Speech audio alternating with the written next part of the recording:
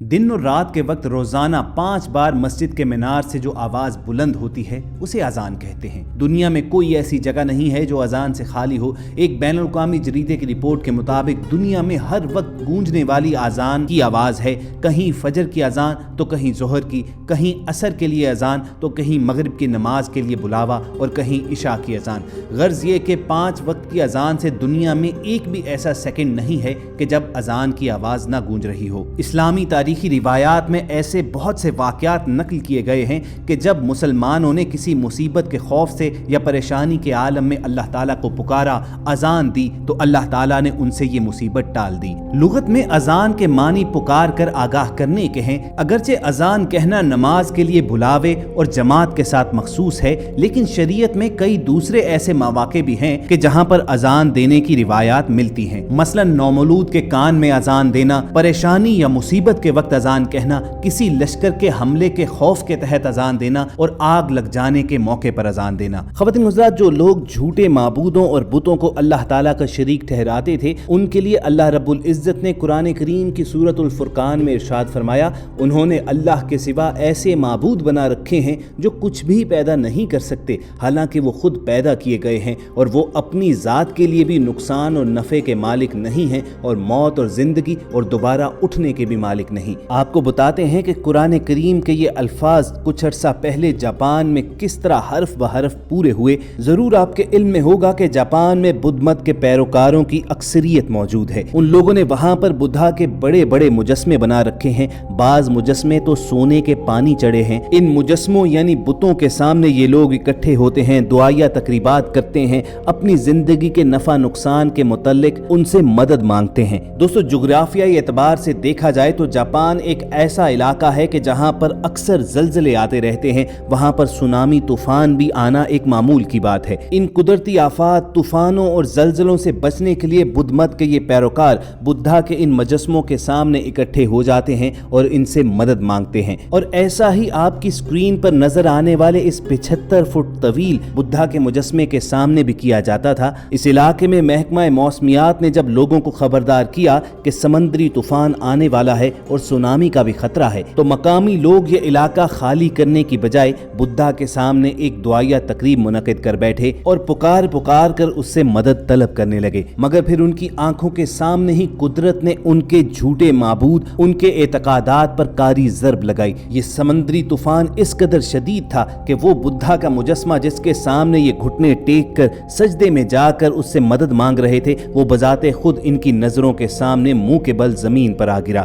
گویا قرآن پاک کے وہ الفاظ اللہ تعالیٰ نے ان کی آنکھوں کے سامنے حرف بحرف پورے کر دیے کہ جن کے مطابق انہیں مخاطب کر کے اللہ نے فرمایا، تم جن لوگوں کو اللہ کو چھوڑ کر عبادت کرتے ہو وہ تمہاری کچھ مدد نہیں کر سکتے اور نہ وہ اپنی مدد کر سکتے ہیں۔ اگرچہ اس بات کو انٹرنیشنل میڈیا پر تو بہت زیادہ رپورٹ نہیں کیا گیا تھا، لیکن یہ دعوے کیے جاتے ہیں کہ اس علاقے میں یہ واقعہ رونما ہونے کے بعد بہت سے لوگ بدھ مت کو چھوڑ کر دائرہ اسلام میں داخل ہو گئے تھے۔ وہ لوگ جو اپنی ہر مصیبت آزمائش میں صرف اللہ ہی کو پکارتے ہیں، اسی سے مدد کے طالب رہتے ہیں، تو پھر آپ کے سامنے ایک خوبصورت مثال رکھتے ہیں کہ اللہ تعالیٰ بھی ان کے لیے کیسے کیسے غائبانہ اسباب فراہم کرتا ہے۔ خواتین حضرات، انڈونیشیا اور ملائیشیا بالکل جغرافیائی اور موسمیاتی لحاظ سے جاپان ہی کی طرح کے ممالک ہیں۔ جاپان کی طرح ان دونوں مسلم ممالک میں بھی سائیکلون، سمندری طوفان اور سونامی اکثر آتے ہی رہتے ہیں۔ یہاں کے ایک ساحلی گاؤں میں ایک مرتبہ سمندری طوفان اس قدر شدت کا آیا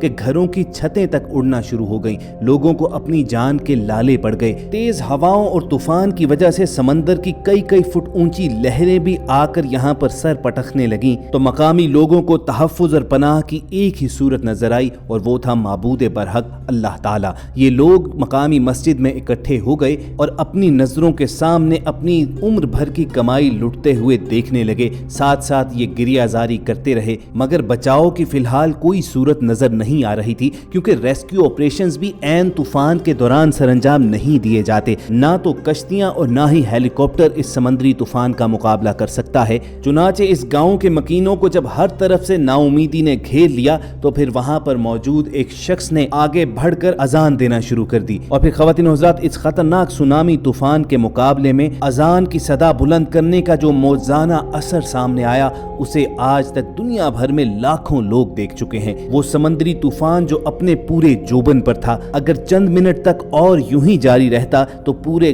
गांव को सफा हस्ती से मिटा सकता था। लेकिन जो ही ये 1.5-2 मिनट की अजान मुकम्मल होती है तो अजान के पाया तकमील तक पहुंचने तक ये समंदरी तूफान इस तरह खत्म हो जाता है कि जैसे इसका कोई वजूद ही नहीं था। हो सकता है बहुत से लोग जो करामत और मौजज़ात पर यकीन न रखते हों इसे महज एक इत्तफाक ही कहें, मगर आपको यकीन दिलाने के लिए चलिए आपको ये मनाजिर हम दिखाते हैं कि जिनमें जो ही अजान के अल्फाज खत्म होते हैं तो ये समंदरी तूफान भी यकदम रुक जाता है।